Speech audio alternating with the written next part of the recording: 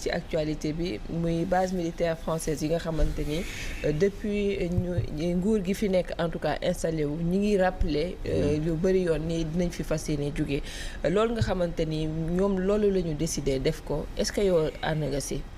li ñu war a maa ngi lay nuyu du nuyu say auditeurs li ñu war a njëkk a wax rek l'arrogance de Macron a été catastrophique pour la politique africaine de la France.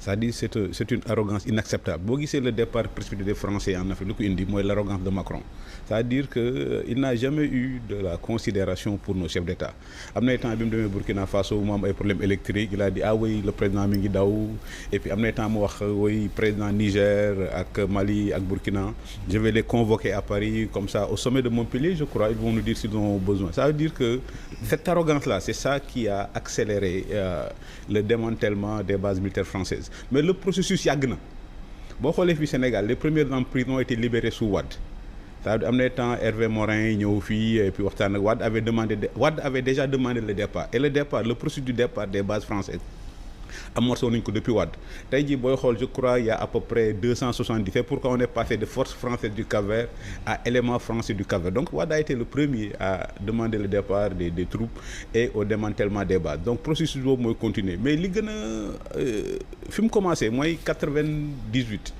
lors de la cohabitation quand xam nga en France c'est le premier ministre qui définit la politique du gouvernement c'est Jospin qui avait commencé à demander qu'on change les rapports entre l'Afrique et la France. D'ailleurs, il avait dit il faut que le Sénégal devienne comme l'Ukraine. Donc, le ministère qu'on appelait le ministère de la coopération, le ministère des colonies, ñu démantelé ko. Donc, la doctrine de Jospin, c'était ni ingérence, ni indifférence. Mais malheureusement, à l'époque, ce sont les Africains qui ne voulaient pas. Ñoom Bongo ak yooyu ñu insisté. Boo gisee fi ñu toll nii mais en fait le retrait là, c'est somme toute naturel. Parce que boo gisee Macron arrogance bi mu am, ça veut dire que en science politique bu ñuy wax une culture politique, c'est quand il y a un événement qui marque toute une génération et crée des façons de faire et de se comporter. La colonisation est une culture politique. C'est-à-dire que Macron n'a pas connu la colonisation. Ousmane Sonko n'a pas connu la colonisation. Donc pour ñoom, par exemple, le rapport que Diouf pouvait avoir avec Mitterrand, que Wade pouvait avoir avec Chirac, ne pas être le même rapport que le président Bassirou Diomaye Faye va avoir avec Macron. Ça ne va pas être le même rapport que vous et moi. Que nous avons des amis blancs. Nous avons des amis français, mais l'égalité est de fait. Mais par contre, quand tu as été socialisé colonialement, comme Abdou Diouf, Ablaye Wade, ça veut dire vous pensez que, comment on appelle ça, la métropole, il y a d'autres légitimités qui vaillent que de la métropole. Bon, Ablaye Wade, nous, en tant que journaliste, nous avons dénoncé. Toutes les grandes annonces qui concernent le Sénégal se faisaient sur le perron de l'Élysée.